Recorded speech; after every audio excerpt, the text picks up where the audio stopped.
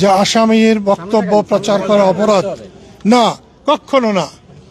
অভিযুক্তের কোনো বক্তব্য প্রচার করা অপরাধ নয়, শাস্তিপ্রাপ্ত তার বক্তব্য প্রচার করা হয়তো আইনের দৃষ্টিতে অগ্রহণযোগ্য হতে পারে। স্যার, এই কোর্টের ভিতরে আমরা দেখলাম যে পুলিশ যারা এখানে দায়িত্বে আছেন তাদের সাথে আপনার ভাইয়ের বাকবিতণ্ডা হচ্ছিল এবং উনি কোর্টের দৃষ্টি আকর্ষণও করছিলেন। লতিফ সিদ্দিকী উনি কথাও বলতে চাচ্ছিলেন, কি হয়েছিল ঘটনাটা একটু বলবেন? আসলে প্রত্যেক অভিযুক্ত তিনি কথা বলতে পারেন, তাকে যেহেতু কোর্টে এনেছে তার কথা বলার অধিকার আছে, তিনি সেই কথাই বলতে চেয়েছিলেন। গত রাতে তাকে ডিবি অফিসে নিয়ে যাওয়া হয়েছে, আমি তাদের যে সুন্দর ব্যবহার দেখছি, এখানে তার বিপরীত একেবারে অসুন্দর ব্যবহার। আমার গায়েও ধাক্কা লেগেছে।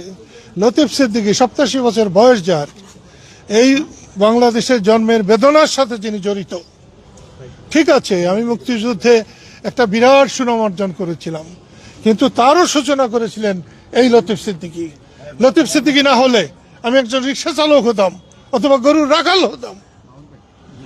আমি মনে করি সম্মানী ব্যক্তিদের সম্মান দেওয়া উচিত। ওনাকে হ্যান্ডকাপ পরানোর বিষয়টা কিভাবে? আমার হ্যান্ডকাপ নিয়ে কোনো ব্যাপার নাই, এটা সরকার বুঝবে। আমাদের হাতে হ্যান্ডকাপ বহুবার পড়েছে।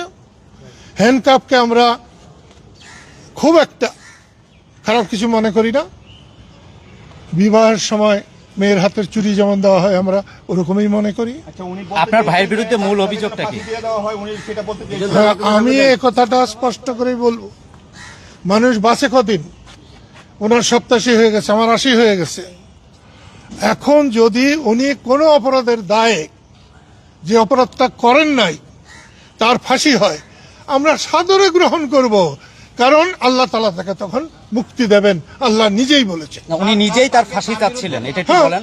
উনি যেটা বলছিলেন এই কথাটাই আমি যে কথাটা বললাম, যে বিনা অপরাধে যদি তার ফাঁসি হয়, তাহলে তো দুনিয়ায় যে ভুল ত্রুটি করেছেন সেগুলোর থেকে তিনি মাপ পাবেন, এবং আমরাও সেটা চাই। ওনার বিরুদ্ধে মূল অভিযোগটা কি আপনারা কি জানতে আমি পেরেছেন? নিজেই বুঝতে পারলাম না। ওনার বিরুদ্ধে অভিযোগ শাপলা চত্বরের গণহত্যার একজন, কি বলবো,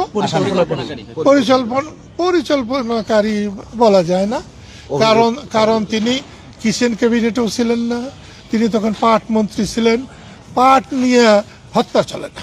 শেখ হাসিনার সাথে বৈঠকে উনি ছিলেন, চার্জে উল্লেখ করা হয়েছে যে ওই যে প্রধানমন্ত্রীর সাথে যে বৈঠক, সেখানে যারা উপস্থিত ছিলেন, কিভাবে সেখানে অভিযান চলবে বা কি সিদ্ধান্ত, আমি আপনাকে মুক্ত কণ্ঠে বলছি, এরকম ক্যাবিনেট, কিচেন ক্যাবিনেটে লতিফ সিদ্দিকী ছিলেন না।